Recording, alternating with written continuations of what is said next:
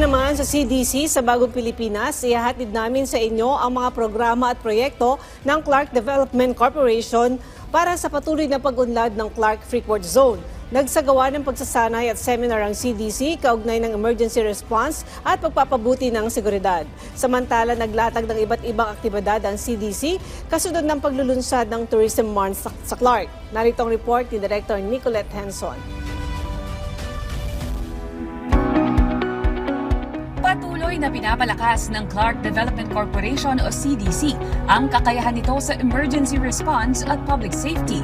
Noong September 4, isinagawang executive course on Incident Command System sa HSD Training Hall na dinaluhan ng 40 opisyal at kawani ng CDC. Pinangunahan ang pagsasanay ng Office of Civil Defense Central Luzon. Ayon kay CDC President and CEO Attorney Agnes V.S.T. de Banadera, mahalagang asset ang lokasyon ng Clark na ligtas sa sakuna. Ngunit binigyang diin niya na dapat ring maging handa, pisikal, mental at emosyonal ang mga pinuno para sa anumang emergency. Ayon naman kay OCD Regional Director Amador Corpus, mahalaga ang ICS para mapatatag ang kahandaan at koordinasyon sa oras ng kalamidad. Patuloy na pinapalakas ng CDC ang kanilang security force sa pamamagitan ng tuloy-tuloy na pagsasanay. Kamakailan, isinagawa ang seminar sa Understanding the Jurisdiction, Mandate, and Documentation Duties of the CDC Security Force. Sa pakikipagtulungan ng Legal Affairs Group at Security Services Group, tinutukan sa training ang tamang proseso ng warrantless arrest, jurisdiction at mandato, at ang paggawa ng incident reports at affidavits. 25 miyembro ng Public Safety Division ang nakilahok sa pagsasanay.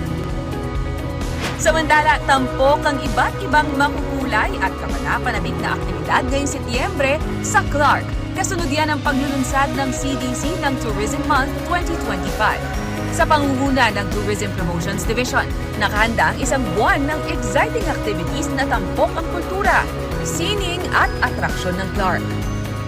Kabilang dito ang tourism motorcade, cycling festivals, weekly art exhibits, historical tours, at creative weekend markets para sa mga naghahanap ng kakaibang experience.